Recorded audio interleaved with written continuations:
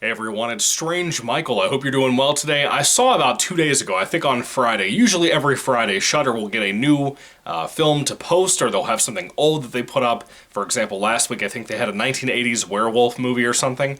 But this week they had a film from 2022 that I had not heard of. I hadn't seen any of my people on YouTube review the thing yet, and I wanted to see if it was any good. Decided I'd try to catch it now since it's a fairly new release, again from 2022, this is 2023. The movie is called Leave. It's about an hour and 46 minutes long, and I don't know anybody in front of the camera or behind the camera. The lead actress is Alicia von Rittberg, which even though everybody else is really solid in the film, she gives a fantastic performance, really steals the show in here.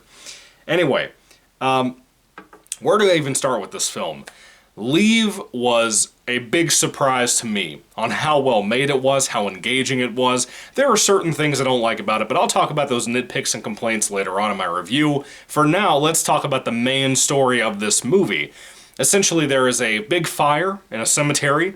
We have a cop who's called to it in 2002, and he finds a baby when the woman who called 911 on the phone call had said there was a baby out in the cemetery. When he finds this baby, it's wrapped up in a black towel, and as he opens it, it turns out to be like a t-shirt or like some kind of rag or something with all these satanic symbols and like a pentagram and all of that inside of it. Immediately I was like, wow, is this going to be like a Mark of the Beast kind of, you know what I mean, like an Omen type of thing, something like that.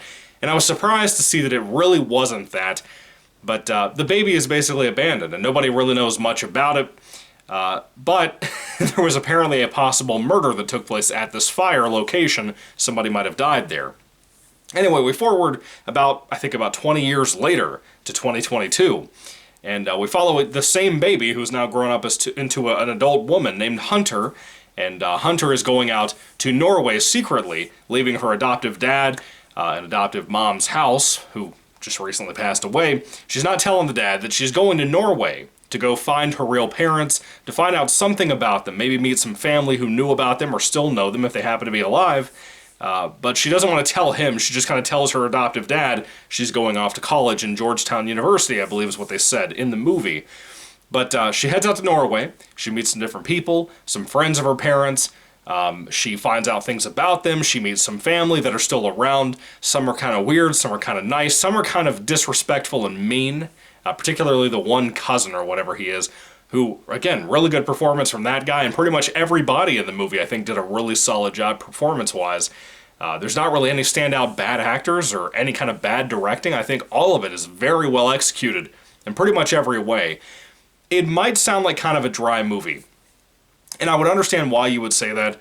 I have my complaints that I do want to talk about as the review goes on, mainly that there is a small supernatural element that kind of involves our main character seeing something that might be tied to her parents. It's a supernatural thing, specifically a burnt woman, that she sees here and there throughout the film. That is a great example of something, just like in that movie Dearest Sister that I recently reviewed as well, and also another film I reviewed called The Bunker Game, that again, both of those films had the same problem of having this kind of a drama-filled story that would have been great on its own, maybe too similar to a lot of different projects, but would have been good as a project on its own, and it added in this supernatural element to those films just like it did here. And in all three movies, it doesn't fit. It doesn't need to be there. It really kind of just expands the film even longer. You probably could have cut that out and made it like an hour and 40 minutes or an hour and 35 minutes, somewhere in there. Overall, I don't have a whole lot to say about Leave. I do want to say, again, the acting is really good, mainly from this main chick. She is phenomenal. She's so good in this movie. You can't not feel something for this character. She's so sweet and kind, and she just wants to know about her family history. She loves her adoptive dad. She loved her adoptive mother before she passed away. But she wants to know more about her own life and who she is. Who is Hunter? I love that a lot. I think it's really cool. The mystery about the satanic symbols and her blanket and stuff were kind of cool. Let's see, what else was there? The music. The music was really, really good in this movie. I loved that. I think that's going to go super underrated, under the radar for a lot of people when they talk about this movie in their reviews. That's a big recommendation for me, particularly one scene. I thought the music was amazing there. It really brought out a lot of soul to this movie.